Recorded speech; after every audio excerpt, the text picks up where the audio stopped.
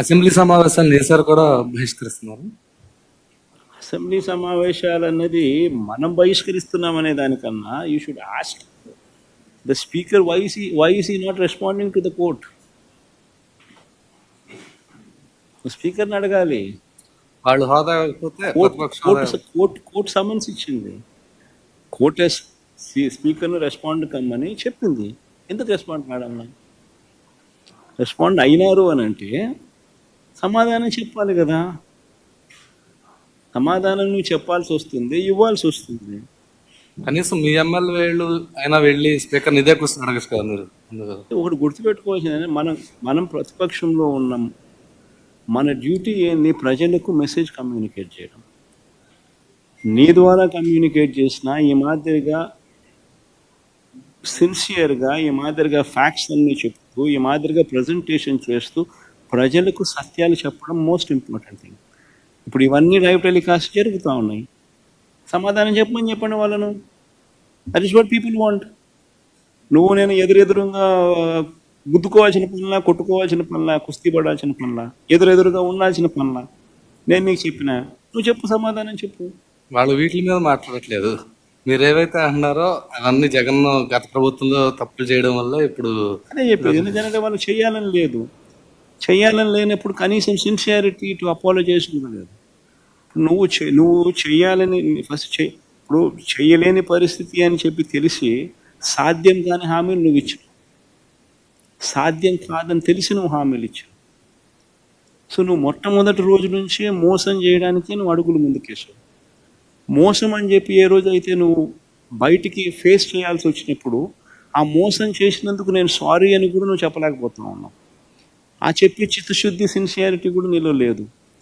దాంట్లో కూడా నువ్వు ఇతరుల మీద ఏలెత్తి చూపించి ఎందుకు నేను చేయలేకపోతున్నాను అని చెప్పి జస్టిఫై చేసే కార్యక్రమం చేస్తా ఉన్నావు.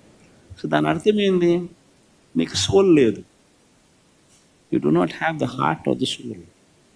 What is very important for a politician. రాజకీయ నాయకుడికి మంచి మనసు ఉండాలి. మంచి మనసు ఉంటే ప్రజలు బాగుపడతారు. అసెంబ్లీకి రాకపోతే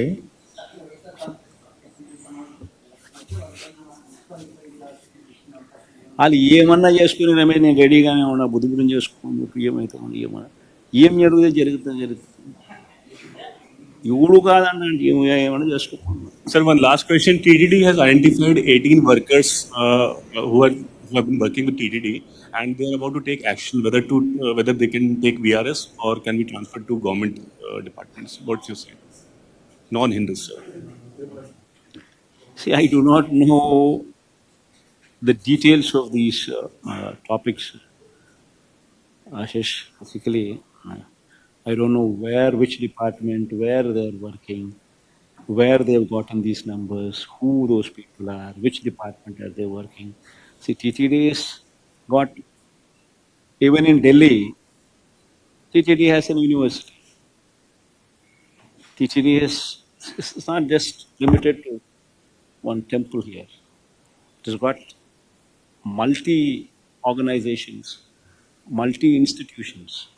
So we do not know where they are working, which period, how they have been recruited. If somebody has put an exam, and if those exams during those days, God knows when, what position, and somebody is qualified, somebody is taken an exam and then qualified and entered the post, he'll go to the court. These kind of things, I mean, offhand, you should not be asking me, I should not be speaking of these things.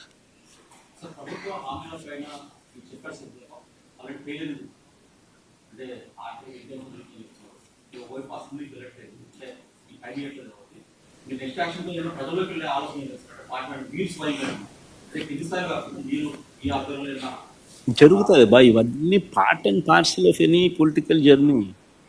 ఇవన్నీ జరుగుతాయి. ఇవన్నీ అవతల మనిషి చెప్పేటివి అబద్ధాలు, మోసాలు అని చెప్పి prove అయ్యే కొద్దీ ప్రజలకు తోడుగా ఉండే కార్యక్రమాలు ప్రతిపక్ష పార్టీగా మేము చేస్తూ పోతాం. సో న్యాచురలీ అది టైం గడిచే కొద్దీ ఇటువంటి యాక్టివిటీస్ ఇంకా ఎక్కువ అవుతాం.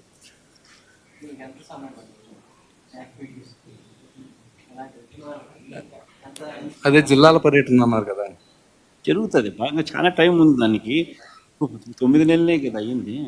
సంక్రాంతి తర్వాత అన్నారు కదా, సంక్రాంతి తర్వాత అని చెప్పారు కదా. జరుగుతుంది సంబంధించి ఆ టైం వచ్చినప్పుడు జరుగుతుంది. ఆ టైం వచ్చినప్పుడు జరుగుతుంది. ఈ నెలల్లో జరిగిన పరిణామాల మీద ఈరోజు ఈ ప్రెస్ మీట్ వాటికి సంబంధించిన పలు అంశాల మీద ఇటువైపున స్టోరీ,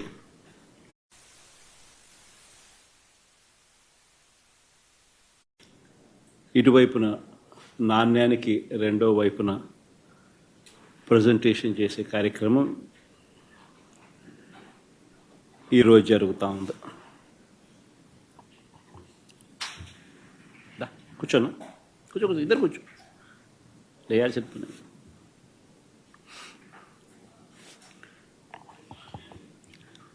రాష్ట్రంలో దాదాపుగా 9 నెలలు కావస్తూ ఉంది.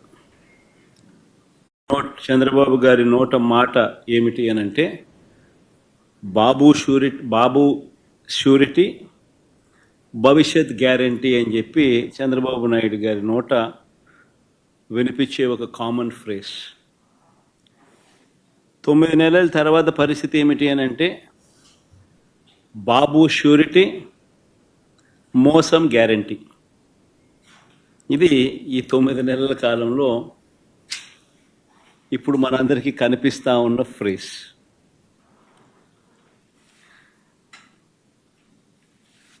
చంద్రబాబు నాయుడు గారు ఎన్నికల వేళ చెప్పిన ప్రతి మాట, ఆ మేనిఫెస్టో అంటూ తాను రిలీజ్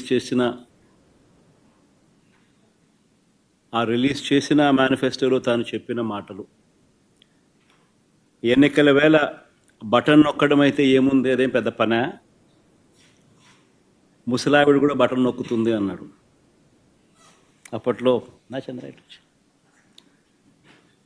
ముసలావిడ కూడా కుర్చీలాక్, ముసలావిడ కూడా బటన్ నొక్కుతుంది, అదేమన్నా బటన్ నొక్కడం గొప్ప సంగతి అని చెప్పి అన్న సందర్భాలు మనం చాలా చూసాం.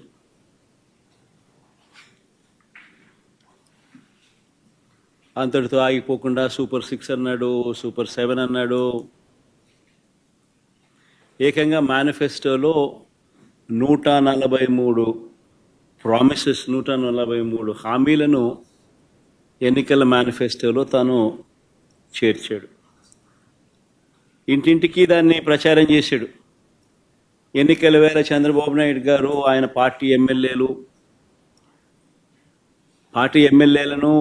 పార్టీ కార్యకర్తలను ఆయన చంద్రబాబు నాయుడు గారు ప్రతి ఇంటికి పంపించేటప్పుడు ఆ ఇంటికి వెళ్ళి ఆ ఇంట్లో చంద్రబాబు నాయుడు గారు మన మాటలు బహుశా ఎప్పటికీ కూడా ఎవరు కూడా మర్చిపోరేమో. చిన్నపిల్లలు కనపడితే నీకు 15,000, నీకు 15,000, నీకు 15,000. ఆ చిన్నపిల్లల తల్లులు కనపడితే నీకు 18,000, నీకు 18,000, నీకు 18,000. ఆ తల్లులు, ఆ పిన్నమ్మలు, ఆ తల్లుల అత్తలు, వాళ్ళ అమ్మమ్మలు, అంటే ఆ అమ్మలు, ఆ తల్లుల అత్తలు, వాళ్ళు కనపడితే మీకు 50,000 నిండాయి కదా, మీకు 48,000, నీకు 48,000, నీకు 48,000, నీకు 48,000. ఇంట్లో నుంచి 20 ఏళ్ళ పిల్లాడు బయటకు వస్తే నీకు 36,000, నీకు 36,000, నీకు 36,000. ఇంట్లో నుంచి రైతు కనిపిస్తే, కండువా వేసుకుని రైతు కనిపిస్తే నీకు 20,000, నీకు 20,000, నీకు 20,000. ఇది రొటీన్గా మనకు వినిపించిన మాటలు ఎన్నికలప్పుడు. ఈనాడు చూసినా, ఆంధ్రజ్యోతి చూసినా, TV5 చూసినా, వాళ్ళ ఇళ్ళట్లో నుంచి వచ్చే మాటలు విన్నా, ప్రతి ఇంట్లో రొటీన్గా కూడా ఇవన్నీ కూడా మనకు వినిపించే మాటలు.